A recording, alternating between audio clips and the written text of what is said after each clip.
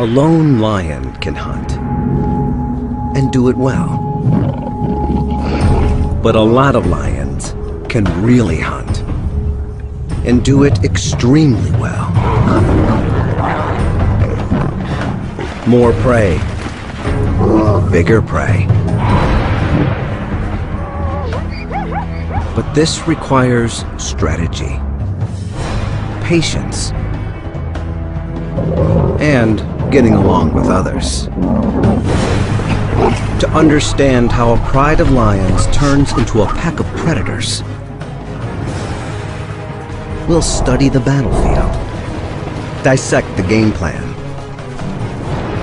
analyze the moves, revealing the nuances of the hunt as never seen before, and discovering just how far these lions are pushing the limits of living in a pack.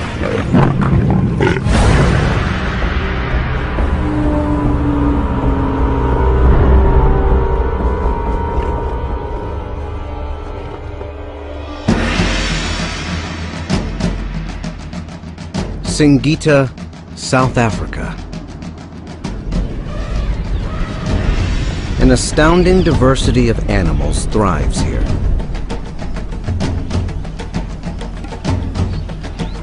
At the top of the food chain, lions.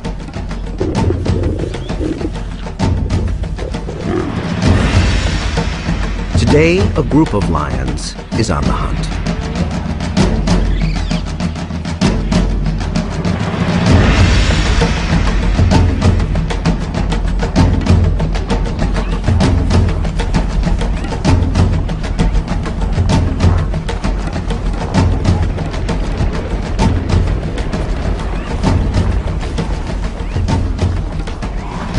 This is the mountain pride. They're the largest pride in the region, powerful and feared. But their strength has a downside. Many more mouths to feed than the average pride. 18 hungry lions. The pressure to hunt more and bigger prey is intense. But there are no easy targets out here on the battlefield. As a result, these lions have been forced to get inventive.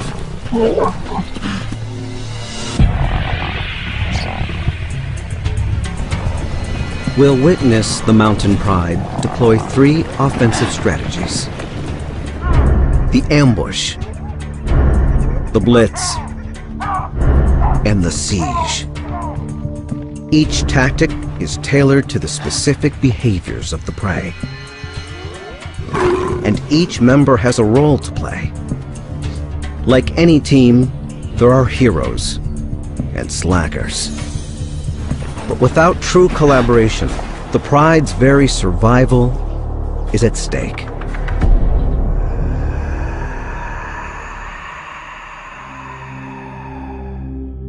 South Africa's Kruger Park.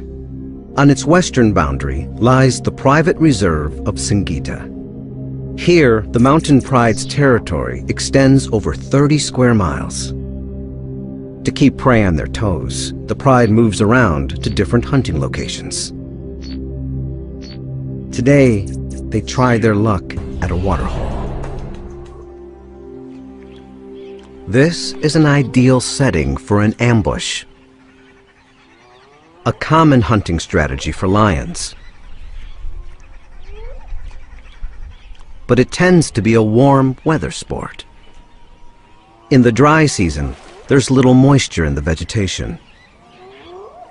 Grazing animals must come down often to drink. Lions know this. 3 females enter the waterhole zone. 2 grown adults and 1 young one, a novice. They're part of a pack that split off from the mountain pride. A hungry splinter group having a go at hunting on their own. Related lionesses form the core of any pride. They are the expert hunters. The secrets of their trade are passed down to the female cubs. This morning, the other pride members are sleeping in. Their alarm clock will be the sound of a kill. If the triad is successful.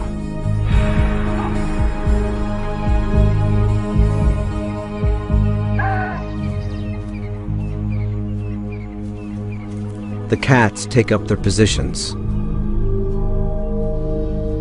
before any sign of prey. Cat 1 is equidistant to cats 2 and 3, about 70 yards apart. No cat is stationed more than 50 yards from the waterhole. This triangle formation means only one thing: the ambush. They surround the waterhole while leaving enough room for prey to enter. Experience tells them prey will likely come from this direction, then down a hill that leads to a popular drinking spot. Now they wait. The ambush requires perfecting a vital skill: patience.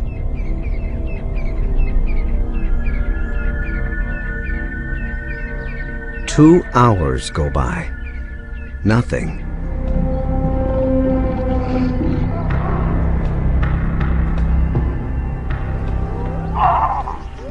After 3 hours, a sound.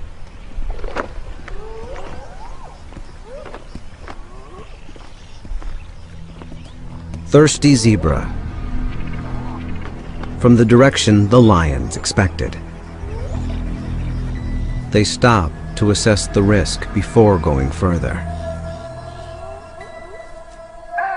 Zebra have learned that danger lurks in these parts, and they're prepared. They're fast, cautious, and travel in numbers. All excellent defenses against predators. But thirst makes them vulnerable. The distance closes between hunter and hunted. Lions are fast, but only in short bursts. If they don't get close enough, their prey will outrun them. Too close, and they'll give themselves away. The plan: any cat can start the ambush. They'll wait for the defense to make their move. Once the zebra have gotten close enough, here in the red zone, a lioness will strike. Suppose cat number 1 leads the charge, but fails to take down the target. Cats 2 and 3 are in strategic positions to intercept the fleeing prey.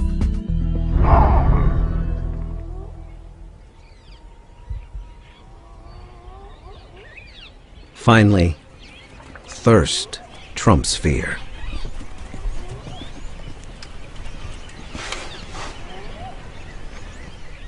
It's all going according to plan.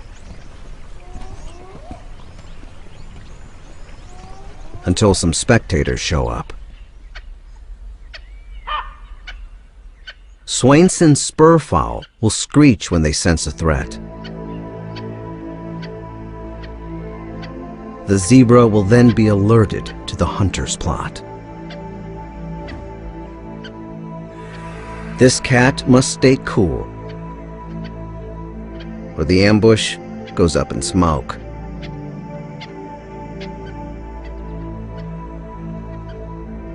Luckily, this older lioness knows what to do.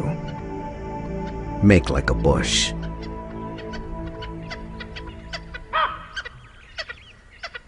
She pulls it off. And the hunt is still on.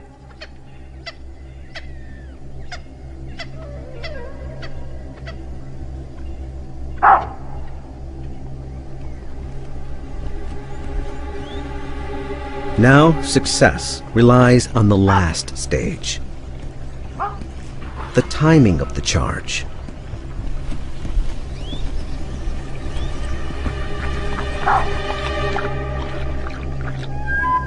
How do you know when it's right? No one can say for sure. It takes that unknown, unquantifiable factor. Experience.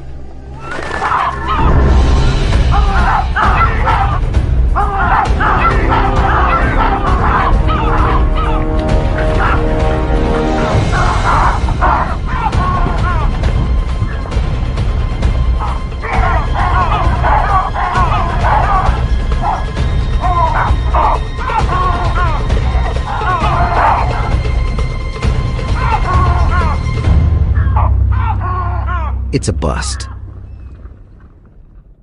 What went wrong?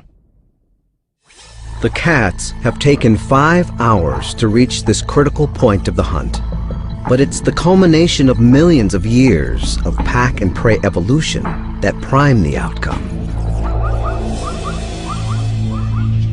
In this round of the age-old game, the defense scored.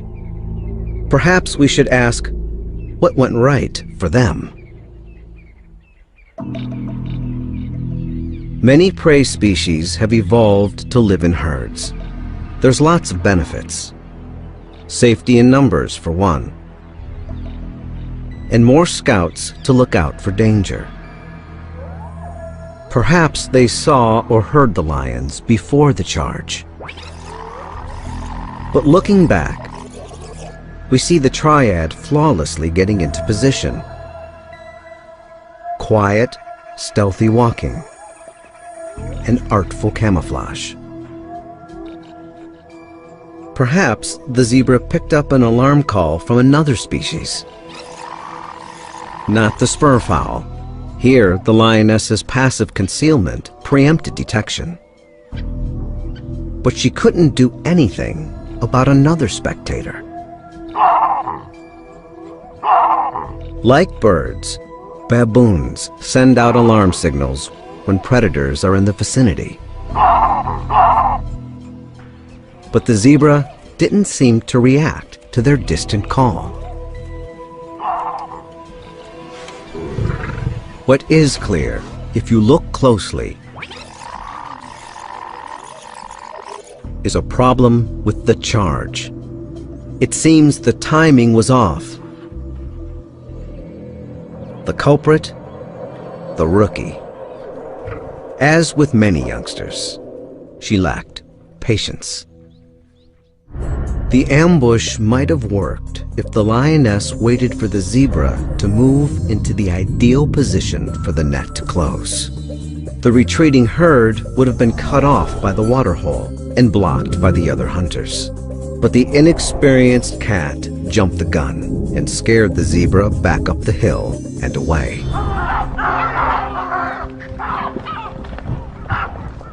The downside of hunting in a pack? You're only as good as your weakest link.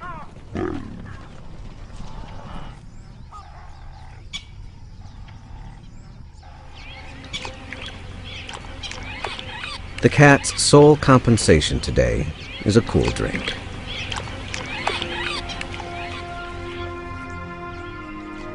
But this wasn't a waste of precious lion time. It's excellent training for the youngster, and therefore the entire pride. There's nothing like learning from losing.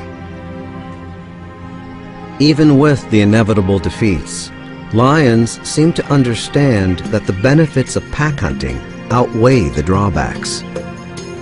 On average, the group hunt has a 1 in 3 chance of capturing and killing prey, compared to the lone hunt's 1 in 5. Still, there are advantages to going it alone. A single cat can more easily stalk unnoticed. This lioness is a very experienced hunter. Surprise is her special weapon. She's good at sneaking up close to her prey, an important tactic not as easily achieved in a group.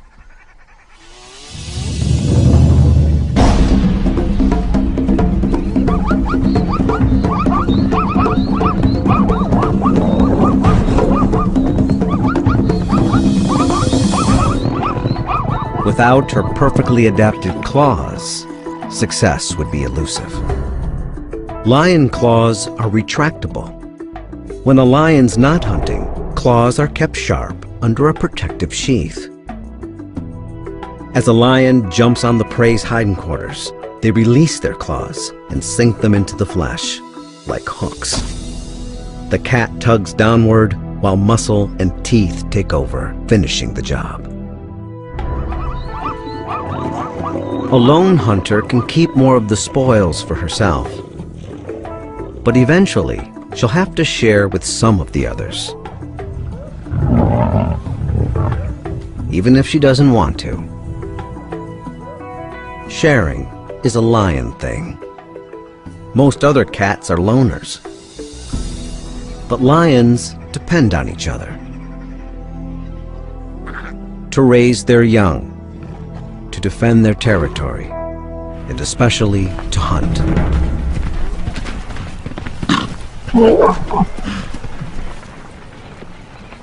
It's their extraordinary ability to coordinate their attacks that gives them an edge.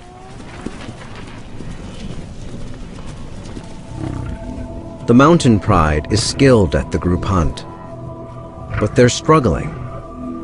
They can't seem to kill enough prey to quell their hunger. Something is getting in their way. A problem that might seem familiar to many species. Teenagers. Teenage boys. Normally, when the cubs reach 3 or 4 years, the dominant males kick them out of the pride. These elders won't tolerate sexual competition. But there are no adult males in the mountain pride. Perhaps they died or wandered off to join other prides. As a result, the young males have stayed at home.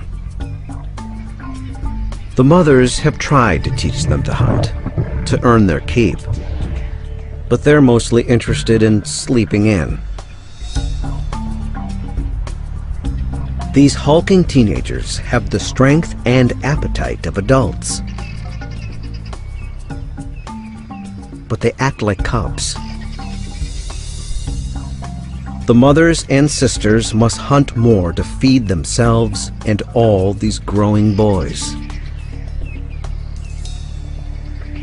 If the females don't kill more and bigger prey, the whole pride will be in jeopardy.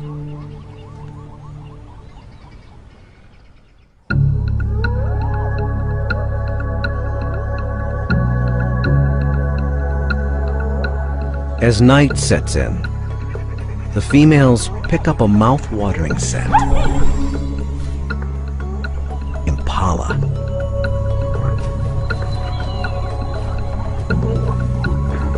For a lion, an antelope like impala is not a lavish meal, just daily grub.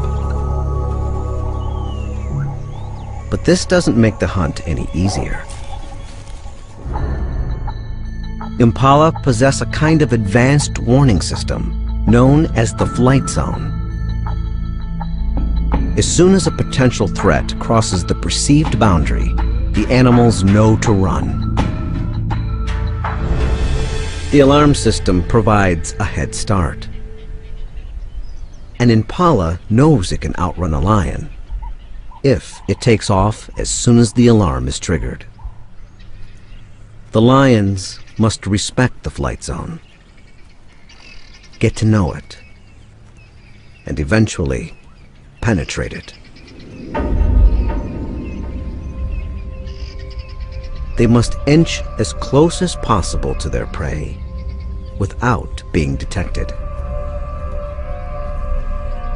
This is because lions are built for speed, not for distance.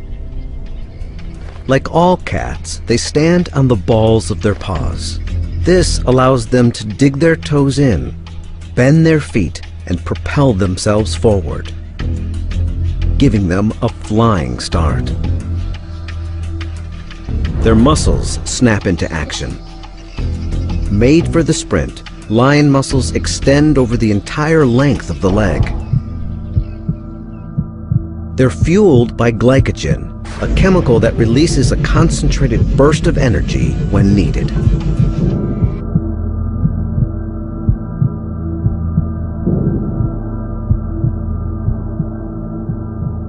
But it's short-lived. The lion may be able to hit its top speed of 37 miles per hour in a split second, but it can only maintain it for 300 feet. Prey, like antelope or zebra, have hooves that lack the bending ability of paws, so are slower off the mark. But once they get going, they can maintain their top speeds for much longer.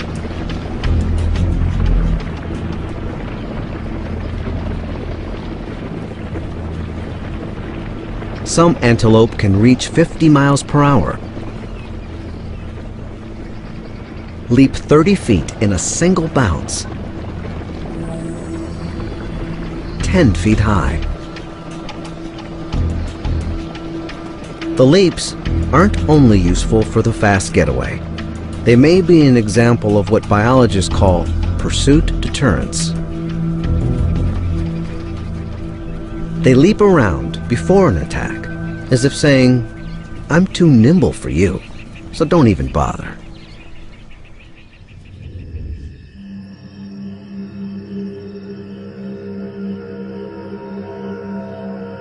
The hunters quietly slip toward the prey. Tonight, the wind comes from the east, disguising the lion's sound and scent.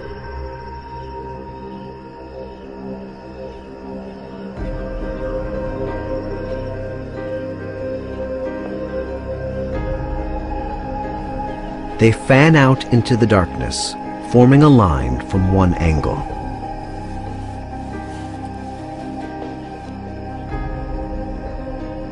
They're foregoing the ambush option. Lying in wait is useless, since their prey is already in place. Instead, the cats decide to go for another strategy.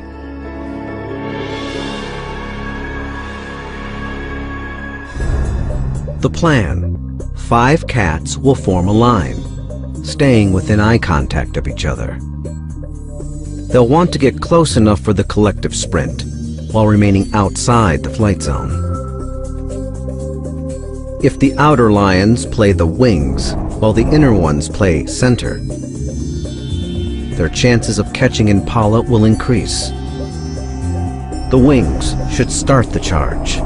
Some impala will leap away, but others might run toward the middle, where the centers can intercept them.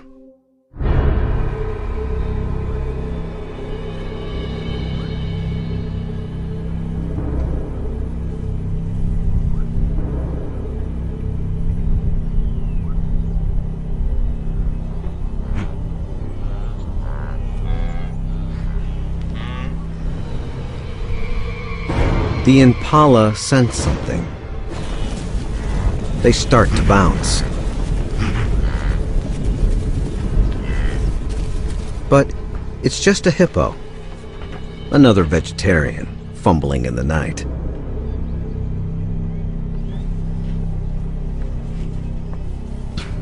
Again, a noise. Just another herbivore.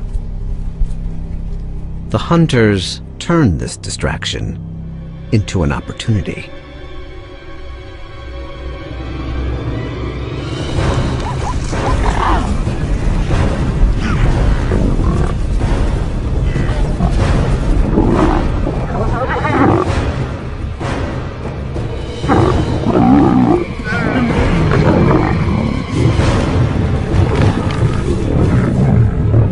This time, it works.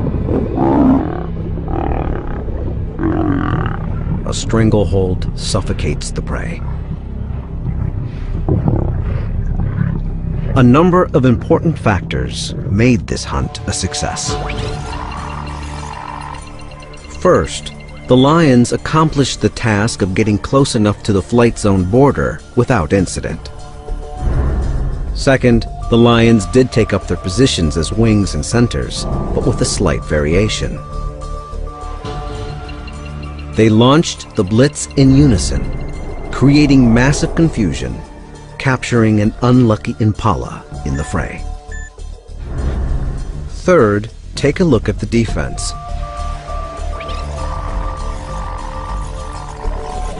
Their leaps were on display. For this guy, hardly a threat. The false alarms of the herbivores might have turned the impala complacent, discharging their leaps before they were useful. A lucky break for the lions. Why didn't the impala detect the real threat in advance? The lions moved into the wind, concealing their sound and smell, allowing them to close in on their prey before the attack. All these variables created the perfect storm of events, empowering the lions to make a killing.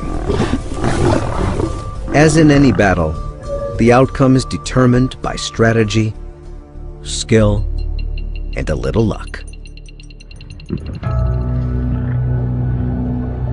Tonight, the female hunters are rewarded for pulling off their plan. But the victors will not be left in peace. Now that the moms have done all the hard work, the 8 young males show up, proving they too have a worthy skill: stealing. They leave nothing for the lionesses.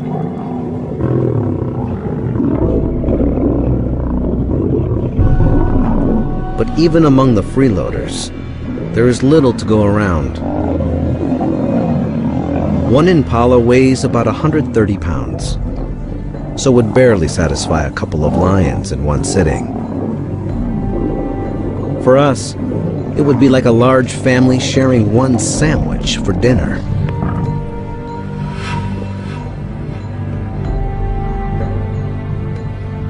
Desperate for a meal to feed the whole pride, they'll have to take extreme measures.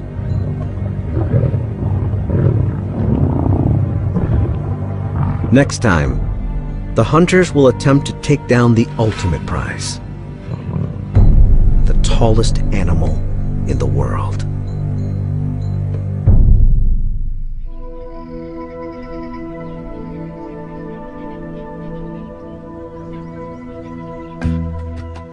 Africa's roaming watchtowers.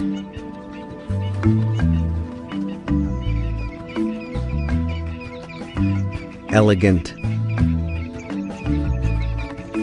graceful.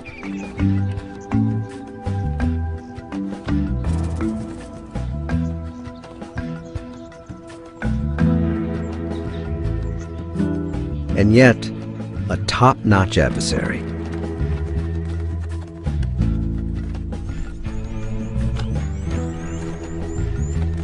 A creature that lions usually avoid because of their formidable defenses.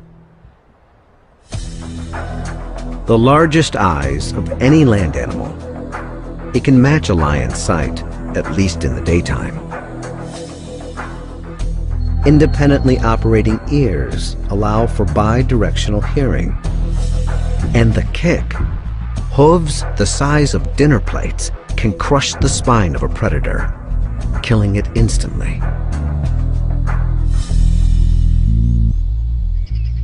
A lion hunting giraffe would be like a human tackling an elephant, bare-handed. It's no small wonder this creature has so few predators. But that doesn't stop the lions from dreaming and scheming. Why do they even bother? First, Bigger prey means more food for the oversized pride. Second, giraffe are plentiful throughout the pride's jurisdiction.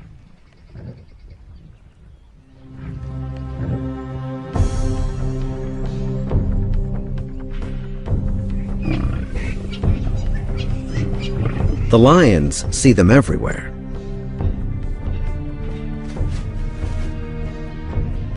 But watching giraffe is very different from hunting giraffe. The success of such a kill usually depends on the heavyweights pitching in. Remember, the only males in the mountain pride are the layabout teenagers. Perhaps the females are on a fool's errand. Most lions would attempt to pick on someone closer to their own size.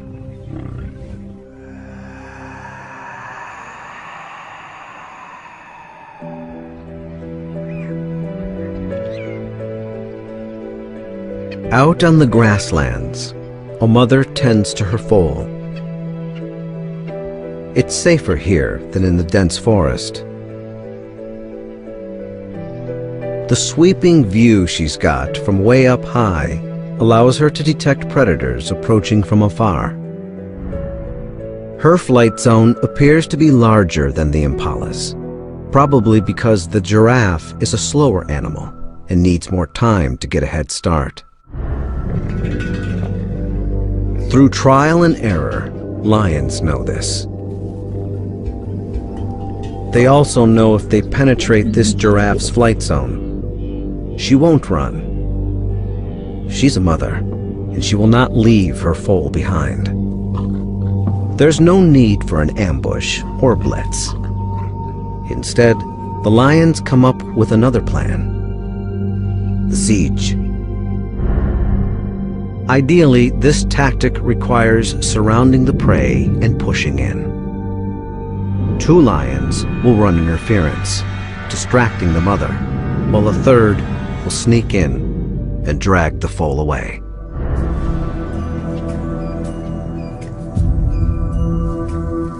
The lions creep close, encircling their target, blending in.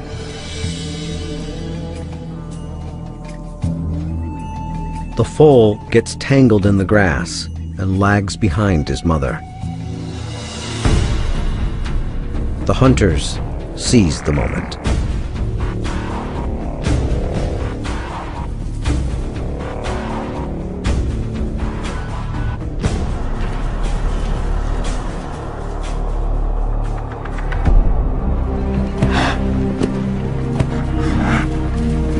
The lions pull off the first phase of the strategy. But now they'll have to contend with the mother's fury.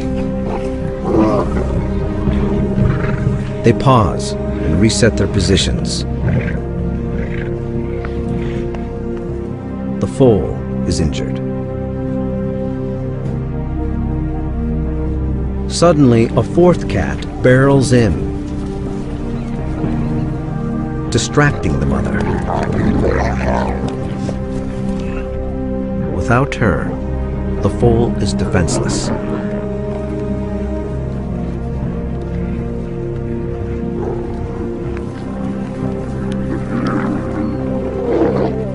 But the mother returns with a vengeance.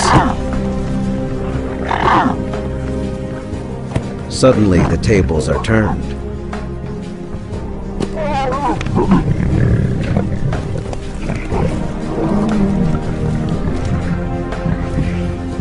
But the giraffe has made a fatal error. While lunging, her powerful hoof hits her foal. She seems to know what she has done. Perhaps fearing for her own life now, she flees.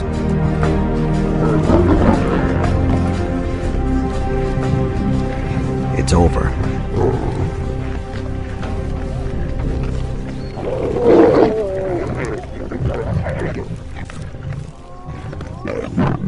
In the end, the siege worked. with a couple of surprises that tip the scale in the lion's favor. First, the fourth cat entering the scene successfully redirected the mother, letting the others sneak in. Second, the lions got lucky with the mother's terrible mistake. The law of unintended consequences has been good to the lions.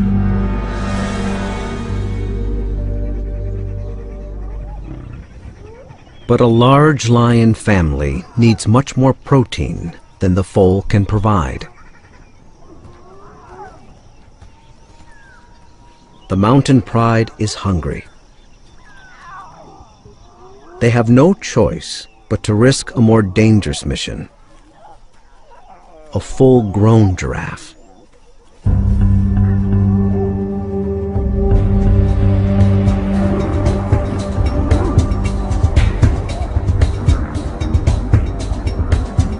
The odds are against them. How will they go after the mighty giant? They start with a move to the right location.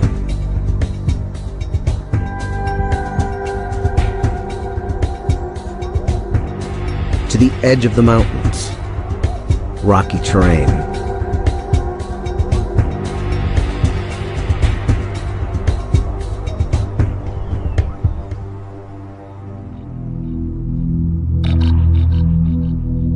Here, the male giraffe hang out in the thick acacia trees eating. Here, they're more vulnerable to attacks. Because here, their main defense is useless. Giraffe can't easily run over the rocks. In fact, they're stumblers. Their height serves them well, except when it comes to stability. Once felled, getting back up is tough. Lions observe this. The giraffe's other excellent defense, seeing far across the grasslands, is also compromised in the forest. They can't see, and they can't run. Like the zebra risking their lives for a sip of water, the giraffe must sometimes trade safety for a meal.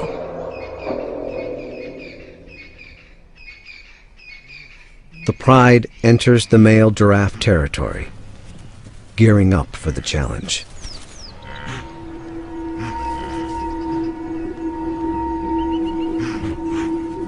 But a curious sight stops them in their tracks.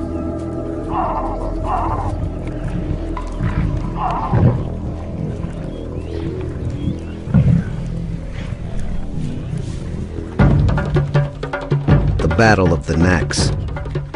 Two males duke it out to establish dominance. As they age, the bones on their skulls grow and toughen. The duel may look graceful, but a well-placed blow is like a wrecking ball crashing into the neck. A lion's life is full of surprises. But problem solving is part of the job. They definitely can't attack two giraffes. Maybe such a duel can be turned to their advantage. Surely the contenders will be exhausted after fighting.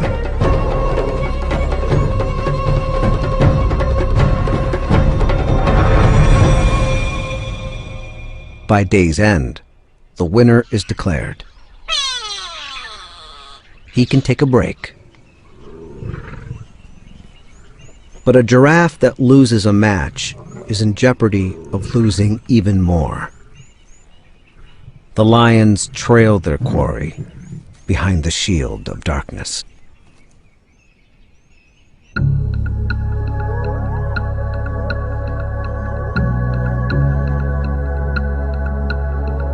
The mountain pride calls in more troops. 6 females join forces tonight.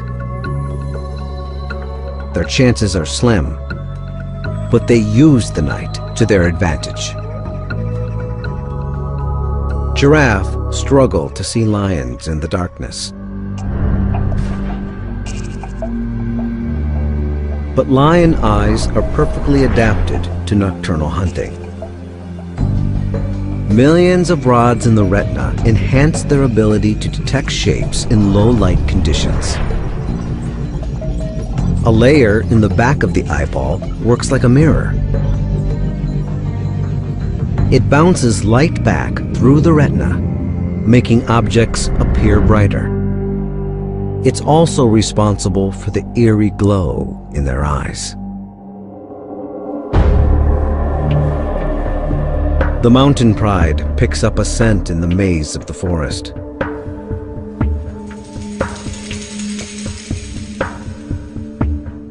It leads them to this silent giant. He's taken by surprise. There's nowhere for him to run. All the lions have to worry about is the kick.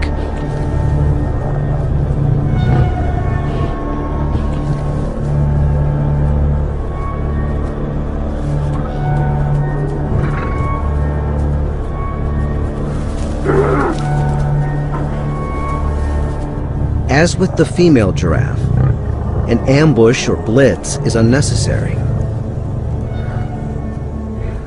Instead, they'll deploy their siege strategy. The plan: first, the lions must herd the giraffe out of the trees and into a small clearing, giving them room to work. The pack will encircle him to within a few feet of his hooves. At least 3 must run interference, while 1 jumps on his back. Then the entire team will wrestle him down. The giraffe has only one option: to fight.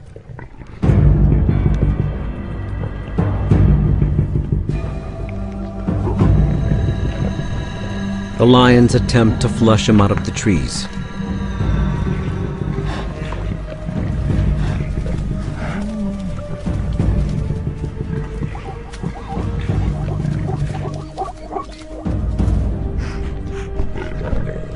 In the clear, they circle their prey right under his hooves.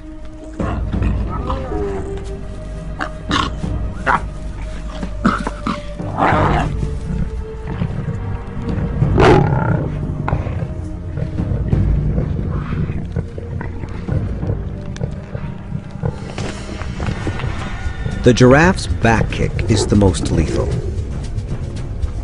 Like a fast swinging sledgehammer,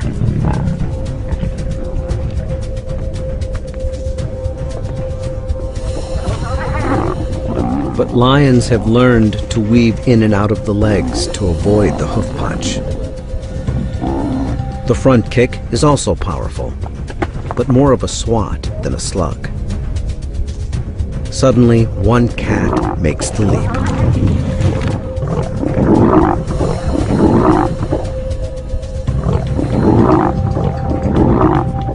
But another takes a back kick in the face.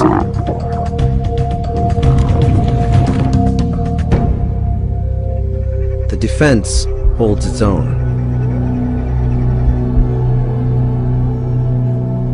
The cats are weary.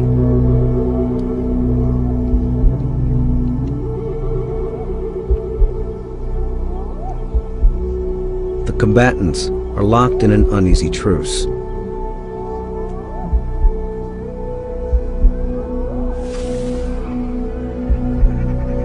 A decision to call it quits is looming.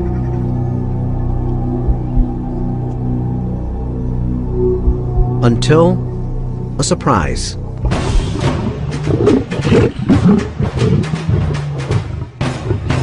Reinforcements for the mountain pride arrive.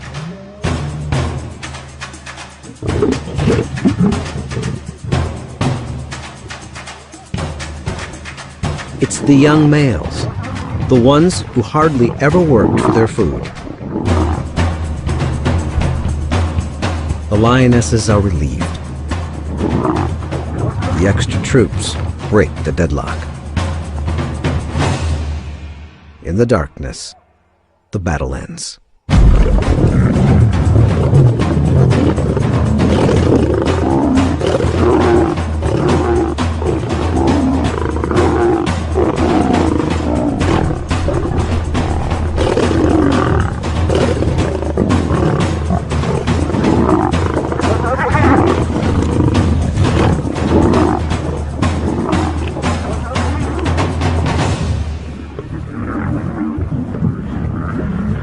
Finally, the young males earn their meal, the hard way.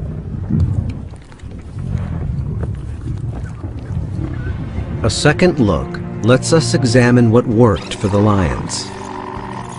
1, they found the right spot for hunting giraffe, in rocky terrain with no place for the prey to run. 2, they made their move at night, when giraffe can hardly see lions approaching.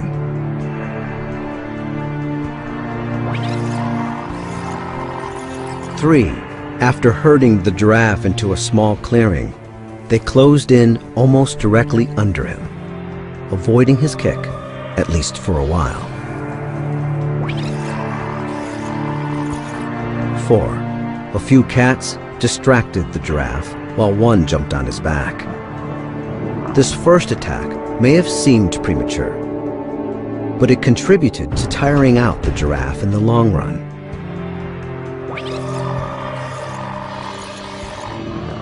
5, remember the lioness who received the blow. In slow motion, we can see she actually twists her body backward, avoiding the thrust of the kick. This acrobatic defense allowed her to avoid an injury and stay in the fight. 6, if you look closely, you'll see a rotation. Some lions moved in, while others retreated. They were tired, but would have been dangerously exhausted if they didn't take turns.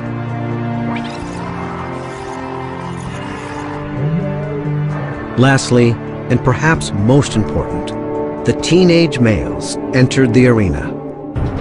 The extra muscle enabled them to control the game and defeat the giraffe.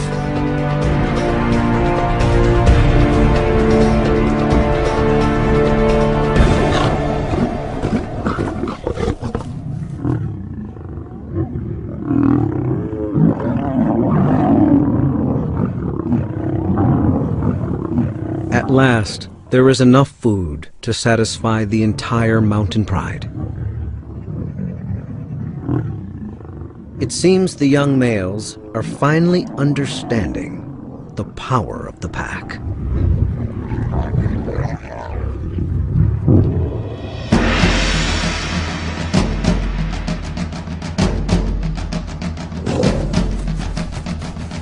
This death, this meal, did not happen merely by chance. There are a myriad of tiny variables reacting off one another that determines the outcome of the battle. The mastery of perfect timing, the fine-tuning of sensory skills, the fervent dance of defense. But it is this power of cooperation that has worked to the lion's advantage. The mountain pride has learned to take down the tallest animal in the world by pooling their expertise into team tactics. A smart move in the ever-changing duel of life and death, played out on the battlefield of the wild.